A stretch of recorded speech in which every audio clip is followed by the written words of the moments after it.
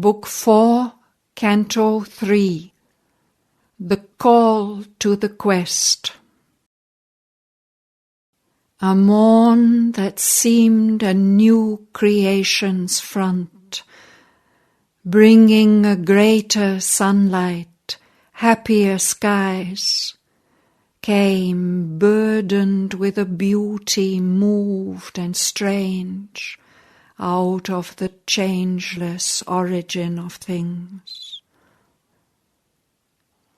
An ancient longing struck again new roots.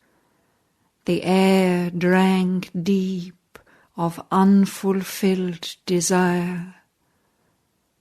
The high trees trembled with a wandering wind, like souls that quiver at the approach of joy. And in a bosom of green secrecy, forever of its one love note untired, a lyric coil cried among the leaves. Away from the terrestrial murmur turned, where transient calls and answers mix their flood, King Aswapati listened through the ray to other sounds than meet the sense-formed ear. On a subtle interspace which rings our life, unlocked were the inner spirit's trance-closed doors. The inaudible strain in nature could be caught. Across this cyclic tramp of eager lives, across the deep urgency of present cares, earth's wordless hymn to the ineffable arose from the silent heart of the cosmic void. He heard the voice repressed of unborn powers murmuring behind the luminous bars of time.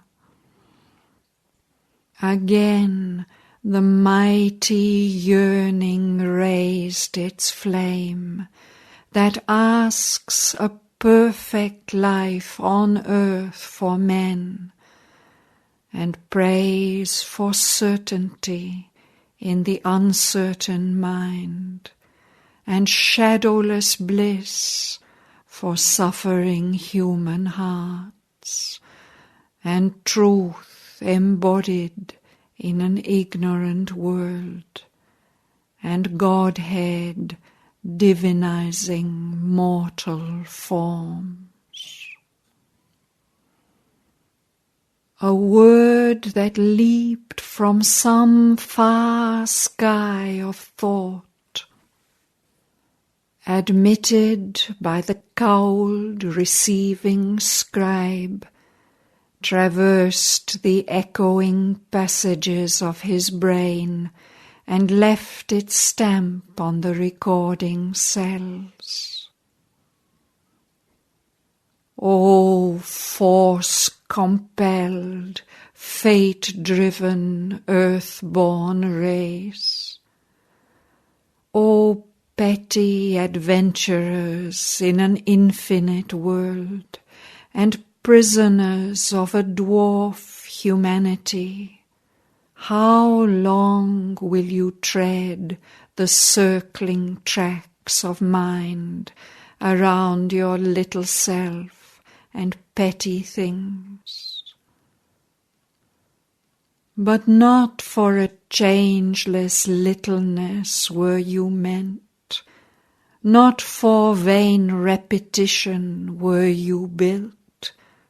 Out of the immortal substance you were made. Your actions can be swift revealing steps steps, your life a changeful mould for growing gods. A seer, a strong creator is within. The immaculate grandeur broods upon your days. Almighty powers are shut in nature's cells. A greater destiny waits you in your front. This transient earthly being, if he wills, can fit his acts to a transcendent scheme. He who now stares at the world with ignorant eyes, hardly from the inconscient's night aroused, that look at images and not at truth, can fill those orbs with an immortal sight. Yet shall the Godhead grow within your hearts. You shall awake into the Spirit's air, and feel the breaking walls of mortal mind, and hear the message which left life's heart dumb, and look through nature with sun-gazing lids, and blow your conch shells at the Eternal's gate. Authors of earth's high change, to you it is given to cross the dangerous spaces of the soul and touch the mighty Mother stark awake, and meet the Omnipotent in this house of flesh, and make of life the million-bodied one. The earth you tread is a border screened from heaven. The life you lead conceals the light you are. Immortal powers sweep flaming past your doors. Far off upon your tops the God chant sounds, while to exceed yourselves thoughts trumpets call, heard by a few, but fewer dare aspire. The nympholepts of the ecstasy and the blaze. An epic of hope and failure breaks earth's heart. Her force and will exceed her form and fate. A goddess in a net of transience caught, self-bound in the pastures of death, she dreams of life.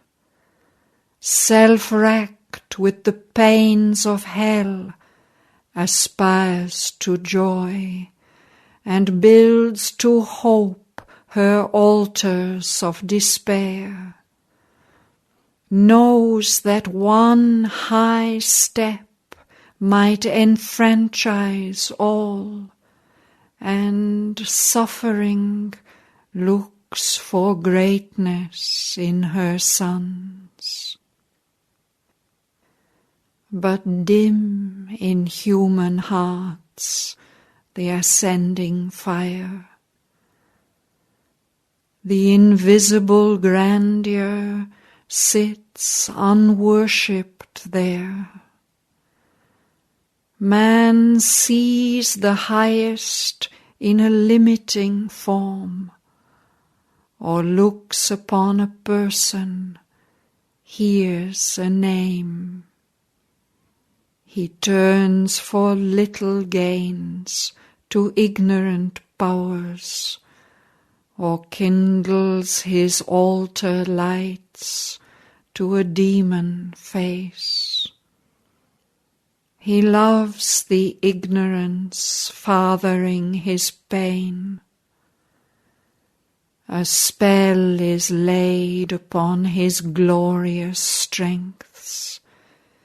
He has lost the inner voice that led his thoughts, and masking the oracular tripod seat, a specious idol fills the marble shrine.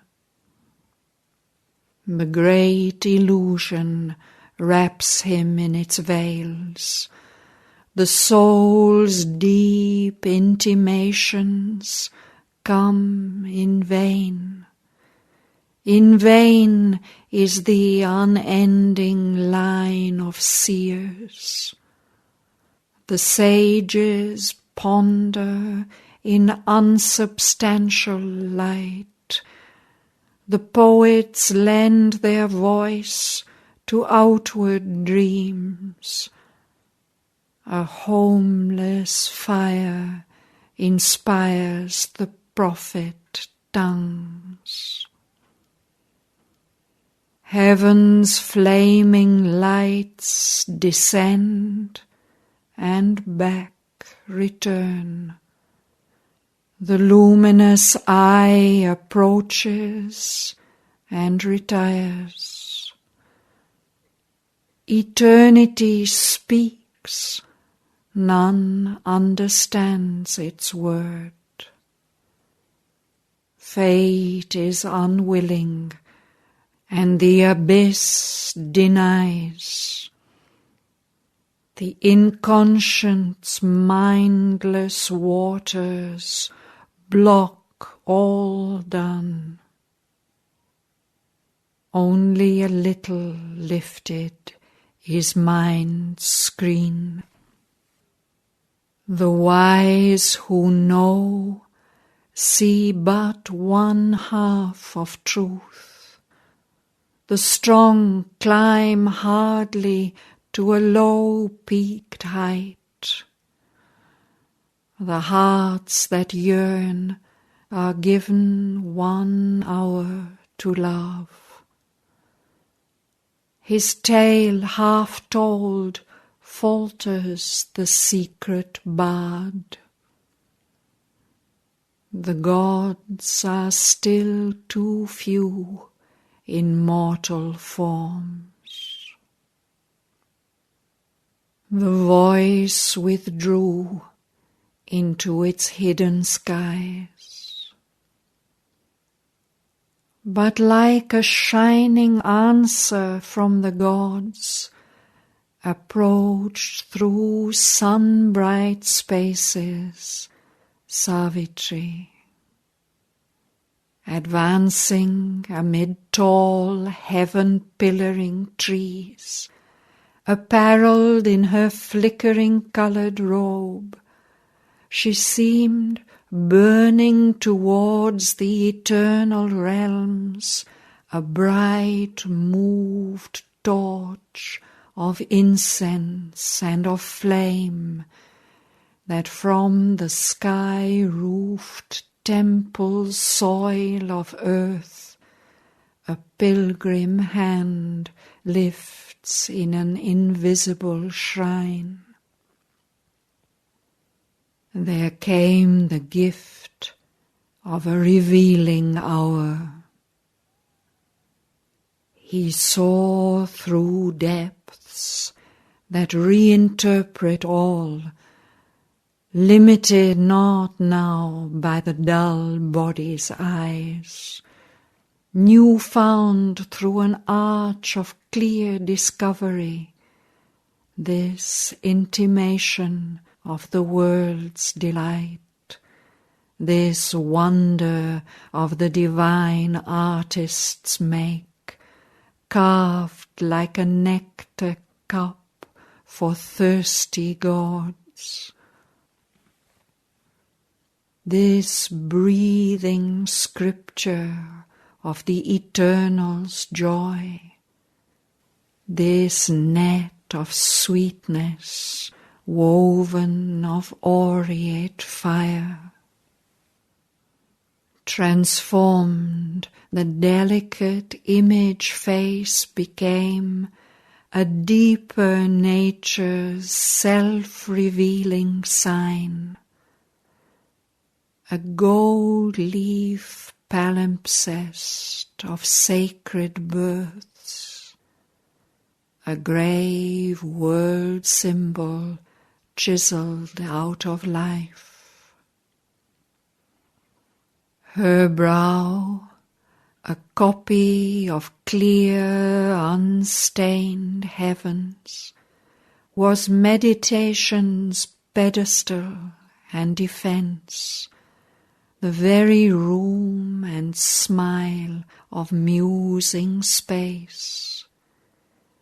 Its brooding line, infinity's symbol curve. Amid her tresses' cloudy multitude, her long eyes shadowed as by wings of night, under that moon-gold forehead's dreaming breadth, were seas of love and thought that held the world. Marveling at life and earth, they saw truths far. A deathless meaning filled her mortal limbs, as in a golden vase's poignant line they seemed to carry the rhythmic sob of bliss, of earth's mute adoration towards heaven, released in beauty's cry of living form, towards the perfection of eternal things.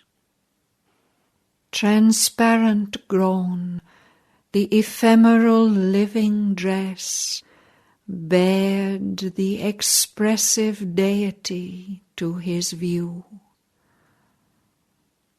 Escaped from surface sight and mortal sense, the seizing harmony of its shapes became the strange, significant icon of a power renewing its inscrutable descent into a human figure of its works, that stood out in life's bold, abrupt relief on the soil of the evolving universe.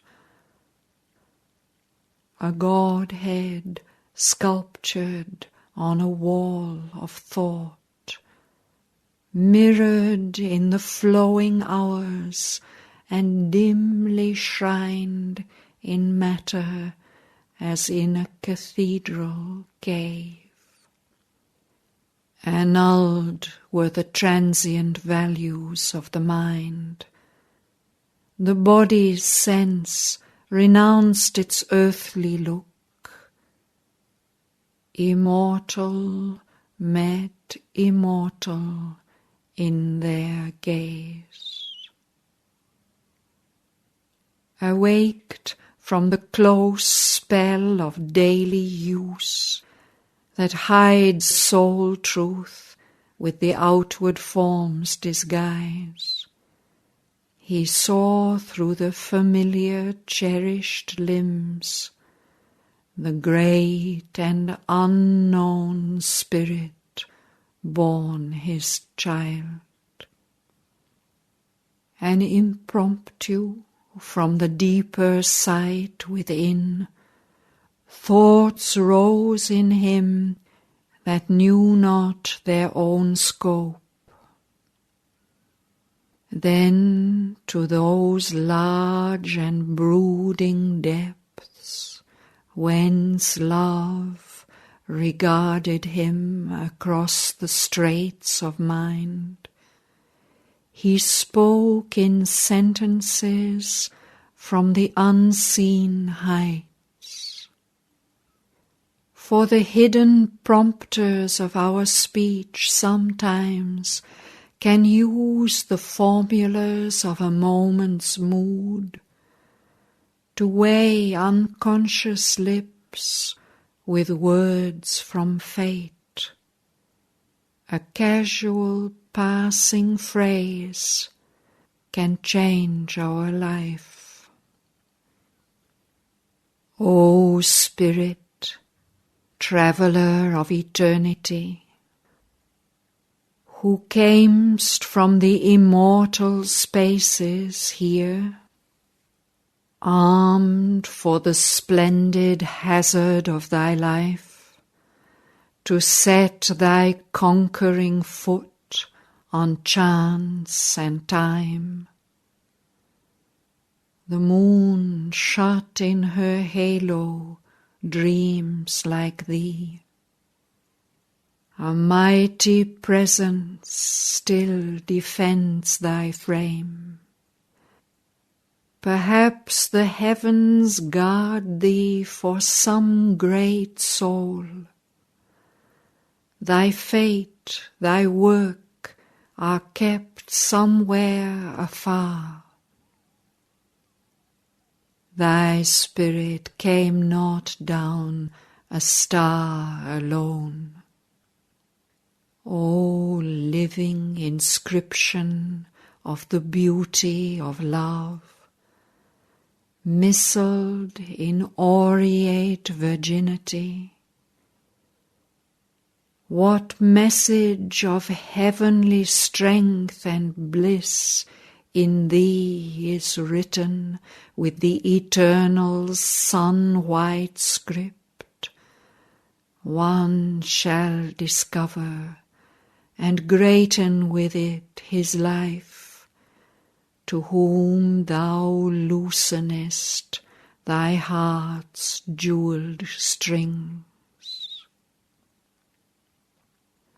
O rubies of silence, lips from which there stole low laughter, music of tranquility, star-lustrous eyes awake in sweet large night, and limbs like fine-linked poems made of gold, stanzaed to glimmering curves by artist gods. Depart where love and destiny call your charm. Venture through the deep world to find thy mate. For somewhere on the longing breast of earth, thy unknown lover waits for thee, the unknown. Thy soul has strength and needs no other guide than one who burns within thy bosom's powers. There shall draw near to meet thy approaching steps the second self for whom thy nature asks. He who shall walk until thy body's end, a close-bound traveller, pacing with thy pace. The lyrist of thy soul's most intimate chords, who shall give voice to what in thee is mute. Then shall you grow like vibrant kindred harps, one in the beats of difference and delight, responsive in divine and equal strains, discovering new notes of the eternal theme. One force shall be your mover and your guide, one light shall be around you and within.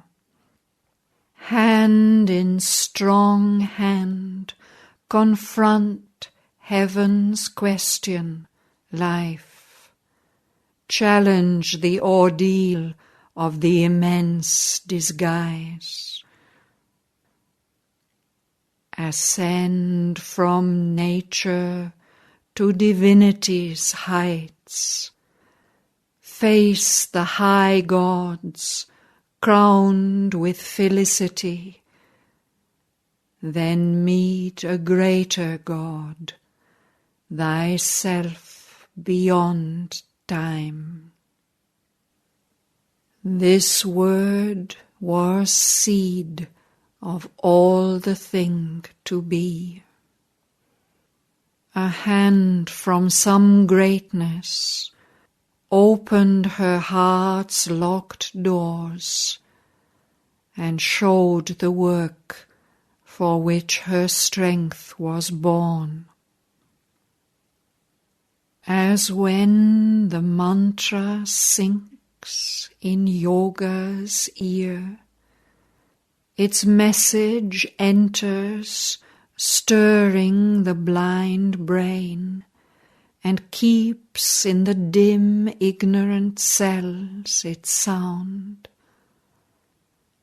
The hearer understands a form of words, and musing on the index thought it holds, he strives to read it with the labouring mind, but finds bright hints, not the embodied truth.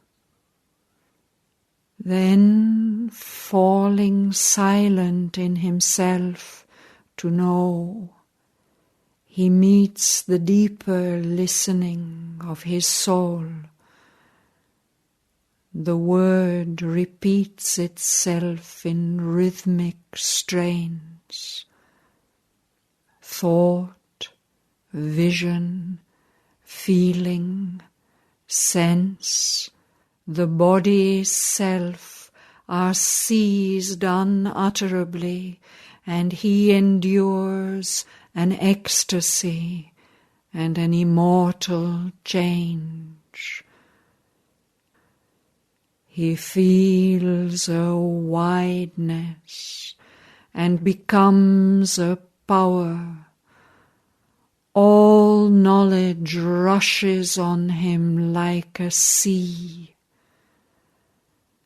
Transmuted by the white spiritual ray, he walks in naked heavens of joy and calm, sees the God face, and hears transcendent speech.